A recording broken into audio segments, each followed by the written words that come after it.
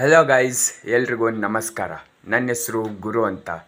ಇವತ್ತು ನಾನು ಏನು ವಿಡಿಯೋ ಮಾಡ್ತಿದ್ದೀನಪ್ಪ ಅಂದರೆ, ನಾನು 4 ಮಂತ್ಸ್ ಬೆಂಗಳೂರು ಜರ್ನಿ ಬಗ್ಗೆ ಹೇಳೋದಕ್ಕೆ ಹೊರಟಿದ್ದೀನಿ. ನಾನು ಬೆಂಗಳೂರಿಗೆ ಏನಕ್ಕೆ ಹೋಗಿದ್ದೆ ಅಂದರೆ, ಮೇನ್ ರೀಸನ್ ಇಷ್ಟೇ, ಸಿನಿಮಾಗೋಸ್ಕರ ಹೋಗಿದ್ದೆ. ಒಬ್ಬರು ಆಡಿಷನ್ ಇದೆ ಅಂತ ಕರೆದಿದ್ರು.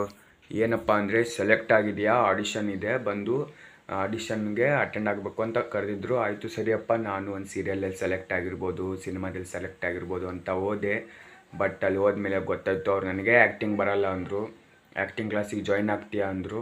ಏನಪ್ಪ ಇವರು ನನಗೆ ಆ್ಯಕ್ಟಿಂಗ್ ಬರಲ್ಲ ಅಂದ್ರಲ್ಲ ಅಂತ ನಾನು ಮನೇಲಿ ಕೇಳಿ ಆ್ಯಕ್ಟಿಂಗ್ ಕ್ಲಾಸಿಗೆ ಜಾಯ್ನ್ ಆದೆ. ಆ್ಯಕ್ಟಿಂಗ್ ಕ್ಲಾಸಿಗೆ ಜಾಯ್ನ್ ಆದಮೇಲೆ ಓದೆ ವಾರದಲ್ಲಿ 2 ದಿನ ಇರ್ತಿತ್ತು. ಓದೆ 1 ತಿಂಗಳೋಗಿ ಬಿಟ್ಬಿಟ್ಟೆ. ಯಾಕಂದರೆ ಏನು ಕಲಿತಿದ್ದೀನಿ ಅಂತಲೇ ಗೊತ್ತಾಗ್ತಿದ್ದಿಲ್ಲ. ಹಾಗೆ ಮನೆಯಲ್ಲಿ ಕೆಲಸ ಮಾಡು, PG ರೆಂಟ್ ಅದು ಕಟ್ಟೋಕ್ಕಾದರೂ ಸಾಕು, ನಮಗೂ ಹೆಲ್ಪ್ ಆದಂಗೆ ಆಗುತ್ತೆ ಅಂದರು. ಆಯಿತು ಸರಿ ಅಂತ ಒಂದು ಹತ್ತು ತಾಕೋಗಿ ಕೆಲಸ ಕೇಳಿದೆ.